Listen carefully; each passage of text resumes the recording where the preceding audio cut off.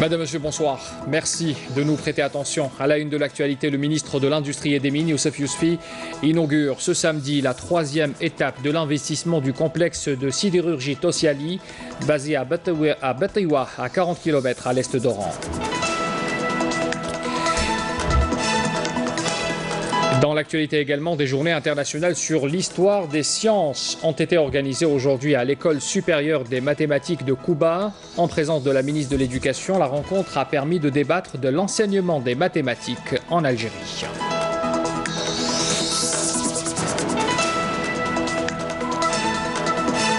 Et puis dans l'actualité aussi, Oxford Business Group indique que l'Algérie se rapproche un peu plus de son objectif d'autosuffisance alimentaire. C'est une affirmation faite dans son rapport consacré à l'agriculture algérienne.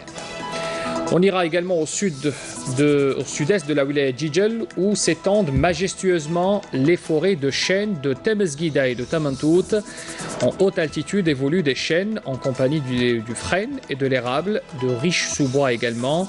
De magnifiques images à découvrir à la fin de ce journal signé Rahim Abdelaziz. Voilà pour les titres de l'actualité. Pour commencer d'abord, le projet de loi de finances 2019 sera présenté en plénière demain au Conseil de la Nation par le ministre des Finances Abdelrahman Raouia. Il sera débattu également le même jour ainsi que le lendemain, donc lundi, par les membres de cette institution parlementaire. C'est ce qu'indique un communiqué du Conseil. Il faut rappeler que les membres de l'Assemblée populaire nationale avaient adopté à la majorité ce projet de loi de finances il y a de cela une semaine.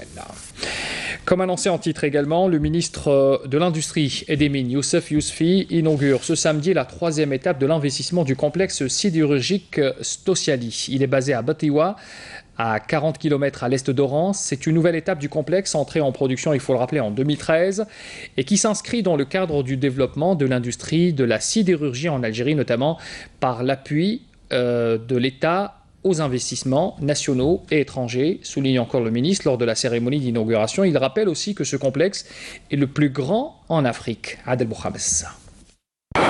Achevée et mise en service avec succès, cette nouvelle installation industrielle est dédiée à la valorisation de la matière première du fer et du minerai de fer de gisement. Cette nouvelle usine est intégrée au complexe et a été inaugurée par le ministre de l'Industrie et des Mines, Youssef Yousfi.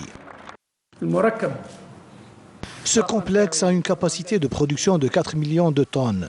Dans 2 ans, il atteindra les 6 millions de tonnes avec la 4e phase d'exploitation et couvrira ainsi les besoins du marché national, notamment ceux de l'industrie automobile nationale, avant d'envisager d'aller vers l'exportation.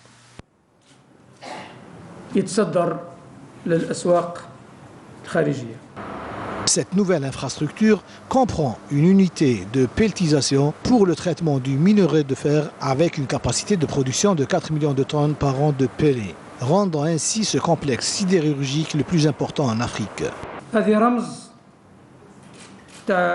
C'est l'illustration parfaite de la réussite de l'industrie nationale et c'est le fruit de la politique algérienne visant à encourager les investissements nationaux et étrangers, sur laquelle a toujours insisté le président de la République, Abdelaziz Bouteflika.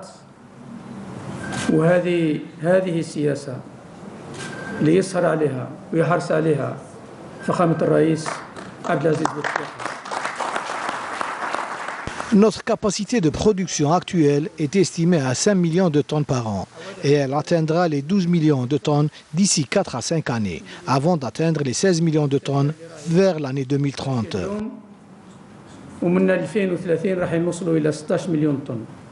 Pour atteindre ces objectifs, Youssef Yousfi a révélé qu'une étude pour l'exploitation de Rajbilet à Tindouf a été entamée parallèlement à la nouvelle dynamique de l'industrie sidérurgique en Algérie. Le groupe Sonatrach et le groupe italien Eni ont signé aujourd'hui à Alger 3 contrats visant le partenariat. Il s'agit d'abord de contrats d'exploitation, plutôt d'exploration de cession de 49% des intérêts de Sonatrach sur les 3 périmètres de recherche. D'abord Zemlet Al-Arbi, Sif Fatima et Urhoud 2. Au profit de Eni donc. Ces contrats de recherche et d'exploration d'une durée de 25 ans seront donc financés à hauteur de 51% par Sonatrach et 49% par ONI. La signature a eu lieu en présence des PDG des deux groupes. Sachez également que Sonatrach et ONI conviennent aussi de signer des partenariats en matière de production d'énergie renouvelable. Nous aurons bien sûr l'occasion d'y revenir en détail dans nos prochaines éditions.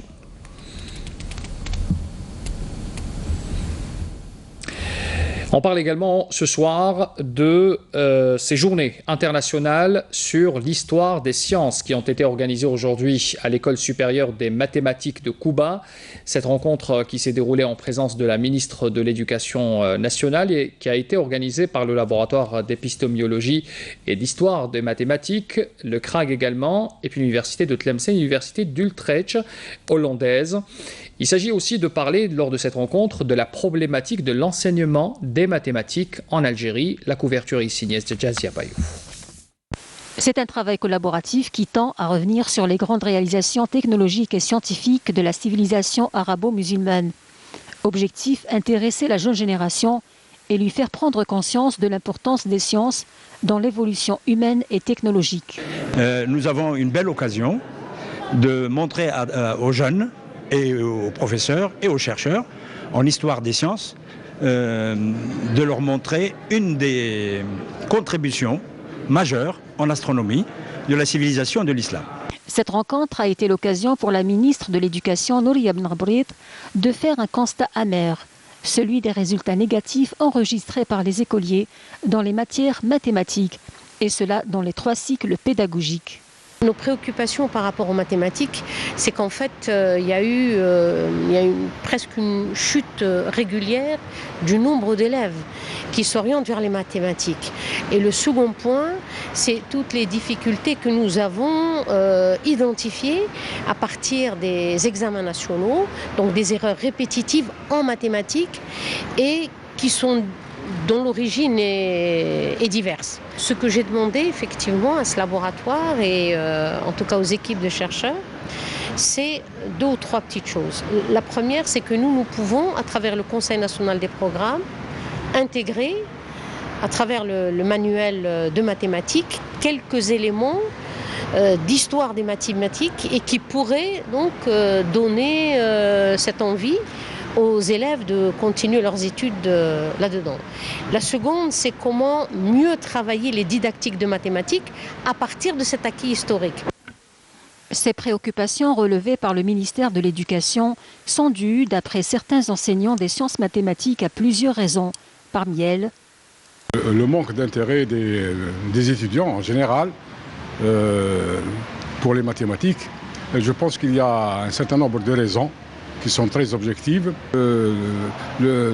L'accumulation de programmes très chargés, donc un enseignement parfois dans lequel il y a beaucoup de trous. Pourquoi? Parce que les programmes sont très gros. Et l'étudiant n'arrive pas, si vous voulez, à suivre aussi. Des lacunes dans l'apprentissage des maths sont donc enregistrées. Reste à trouver des solutions adéquates et concrètes pour remédier définitivement à ce problème.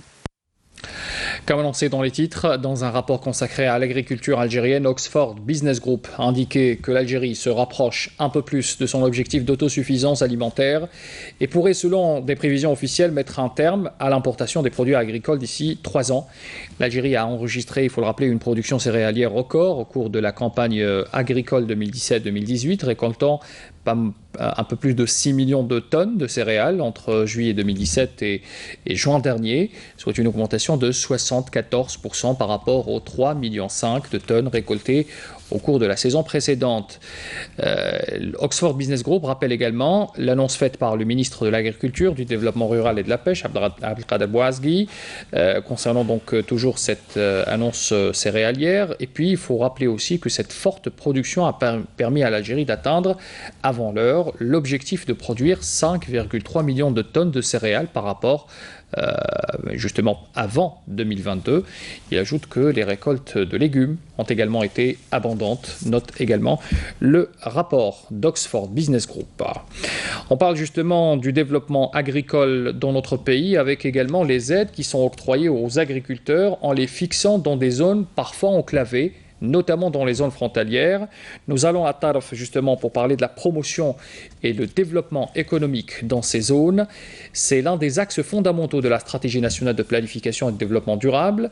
À Tarf, l'exemple qui a été donc choisi ce soir, on parle aussi de la stabilité de ces habitants qui demeurent attachés à leurs terres agricoles situées dans ces communes. Nassima Imloula.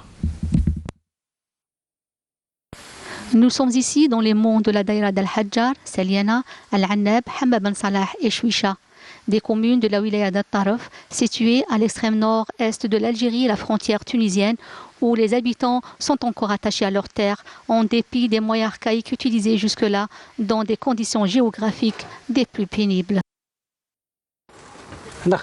Nous travaillons notre terre. Comme vous voyez, c'est une terre agricole. Nous y cultivons le blé, l'orge. Ça, c'est notre vie de tous les jours. Depuis ma naissance en 1956, j'ai trouvé mon père là travailler. Depuis, nous continuons dans le même sillage. Nous sommes en train de cueillir des olives. C'est notre tâche. Nous travaillons en équipe. Nous sommes des belles sœurs. Après la cueillette, nous partons extraire l'huile. Comme vous pouvez le constater, la situation géographique est très difficile, mais notre volonté et notre solidarité l'emportent, en espérant toutefois l'aide des pouvoirs publics. Et la situation nous amène à s'interroger sur les facteurs aidant ces habitants à sédentariser dans ces régions. Le passage du droit d'usufruit au système de concession des terres agricoles a résolu le problème de l'exploitation agricole en permettant à chaque membre de bénéficier du soutien de l'État et de l'habitat rural, entraînant ainsi la stabilité des habitants.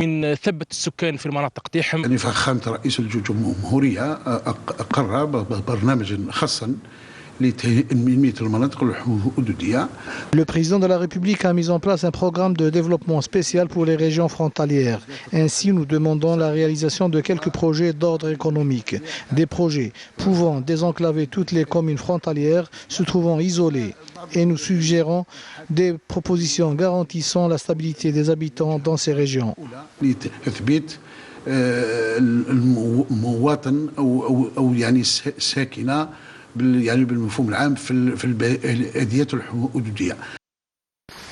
Les pouvoirs publics s'emploient à faire de l'ensemble des wilayas frontalières des pôles agricoles et espaces commerciaux en prenant en compte les spécificités de chaque wilaya, une stratégie qui permettra de développer et de promouvoir l'économie dans les régions frontalières. La santé, on en parle également ce soir avec l'ouverture aujourd'hui à Oran des 16e journées de la médecine chirurgicale à l'hôpital universitaire militaire Dr Hamid Mohamed Ben Aïssa en présence du commandant de la 2e région militaire, le général-major Beftah Souab. L'événement a vu la participation de 300 praticiens venant des 4 coins du pays et de l'étranger également.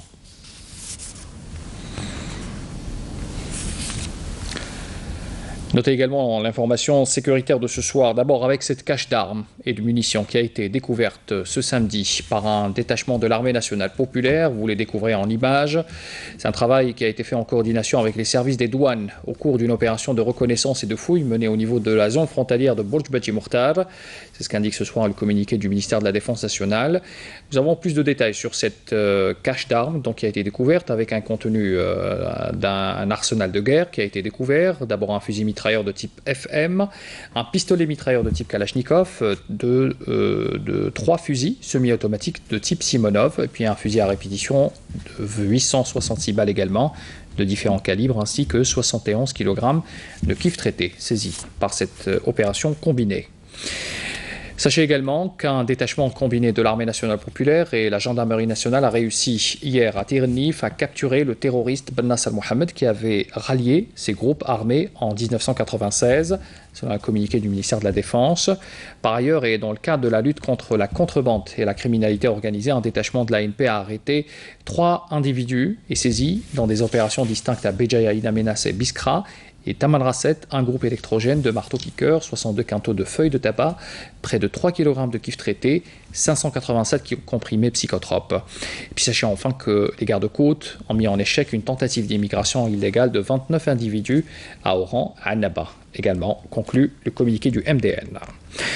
Nous allons à présent découvrir des images magnifiques à partir du sud-est de la wilaya de Jijel, où s'étendent majestueusement les forêts de chênes de Temesguida et de Tamantot. En haute altitude évoluent donc ces arbres, des chênes, en compagnie de frênes également, et de l'érable avec de riches sous-bois. Vous allez découvrir dans cet extrait du documentaire de Rahim Abdelaziz. De riches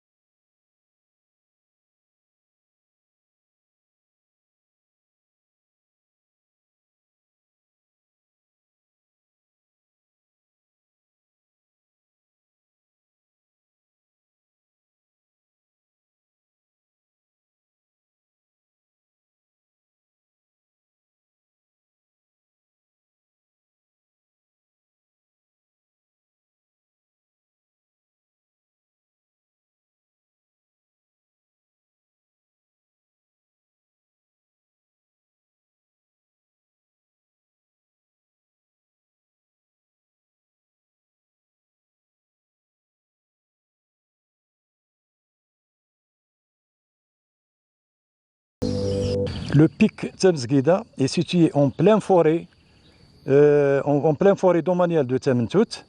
Cette fameuse forêt, comme on le sait, est située sur le territoire de 3 wilayas différentes, en l'occurrence la wilaya de Sétif, Mila et Jijel.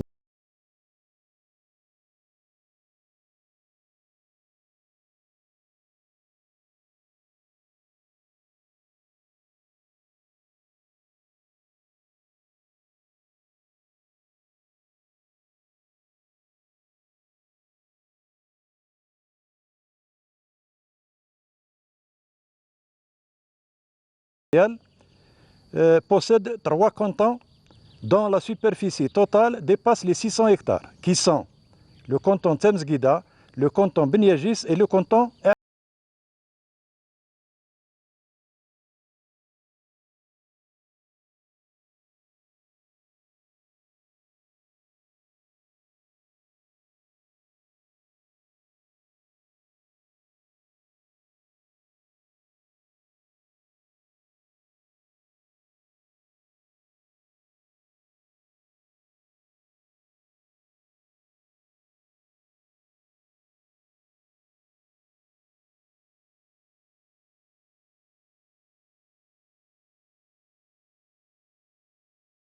Image signée Rahim Abdelaziz, donc dans ce documentaire qui est donc consacré au massif forestier, notamment dans la région de Jijel et de Sétif, un documentaire que vous pourrez découvrir prochainement sur notre chaîne. On va à Soukahras, qui bénéficie de plus de 150 projets relevant du secteur de la jeunesse et des sports. L'objectif, offrir à la population juvénile des espaces de loisirs et d'entraînement. Nassima Imloula. La wilaya de Soukahras vient d'être dotée de la plus grande salle omnisport à travers le territoire national en superficie et en équipement adapté. Un acquis qui permettra de promouvoir la pratique de certaines disciplines, notamment le karaté et le judo. Nous pratiquons dans cette salle surtout les arts martiaux, tels que le judo et le karaté, un sport de combat japonais.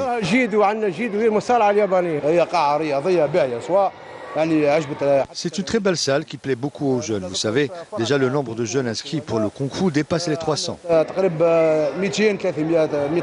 Dans le cadre de l'amélioration du parc infrastructurel du secteur, plusieurs projets ont été réalisés dans différentes communes de la région, à savoir des piscines semi-olympiques, des maisons de jeunes, des terrains de proximité polyvalents et des salles spécialisées.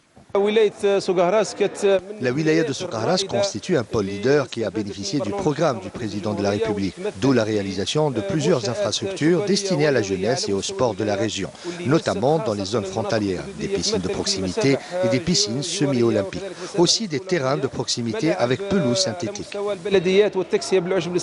Le renforcement des infrastructures destinées au secteur de la jeunesse et des sports dans la wilaya de Soukahras, inscrit dans le plan quinquennal, a permis la réalisation de 154 projets pour une enveloppe dépassant les 590 milliards de centimes. La course des Méharis, on en parle également ce soir, c'est une coutume ancestrale qui ne cesse de se perpétuer au fil des années. À Ouergla par exemple, c'est une manifestation sportive qui fait à chaque fois le bonheur de tous les Ouerglis. Jazia Bayouf. À Ouergla, la course de Méhari crée à chaque fois l'événement. C'est l'un des spectacles mémorables de cette région saharienne où les dromadaires sont les maîtres des lieux.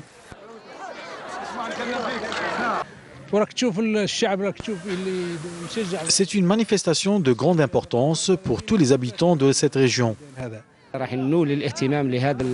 Nous allons accorder une grande importance à cette manifestation populaire. Nous allons redémarrer ce circuit et reprendre toutes les activités sportives.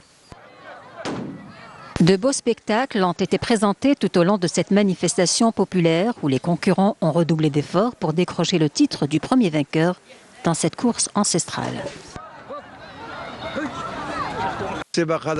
Nous sommes habitués à cette course. J'ai 30 ans de carrière dans cette profession. J'enseignais l'équitation et j'aimerais bien que cette course de Méhari soit mieux soutenue pour être mieux préservée. Préserver cette coutume ancestrale, tel est donc le souhait de tous les amoureux de la course de Méhari qui espèrent voir cette manifestation se perpétuer au fil des années. Le rappel des titres avant de clore ce journal. Le ministre de l'Industrie et des Mines, Youssef Yousfi, inaugure ce samedi la 3e étape de l'investissement du complexe sidérurgique Tosiali, basé à Batiwa, à 40 km à l'est d'Oran.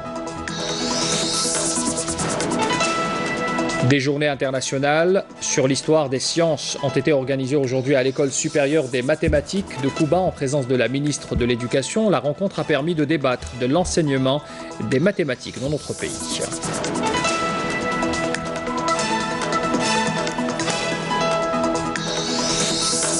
Et puis Oxford Business Group indique que l'Algérie se rapproche un peu plus de son objectif d'autosuffisance alimentaire dans un rapport consacré à l'agriculture algérienne. Nous avons fait découvrir ce soir cette forêt, la forêt de Temesguida au sud-est de la wilaya Djidjel. Une forêt, bien sûr, où plusieurs types d'arbres se côtoient, du chêne en compagnie des frênes et de l'érable, avec un riche sous-bois. De magnifiques images, signées Rahim Abdelaziz. Voilà, c'est la fin de ce journal. Merci de l'avoir suivi. Le rappel des adresses mail et Facebook, ainsi que YouTube de la chaîne pour les replays. Très bonne soirée à tous pour l'information. Bien sûr, retrouvez à partir de demain Nadia Madassi pour les éditions du soir. Très bonne soirée.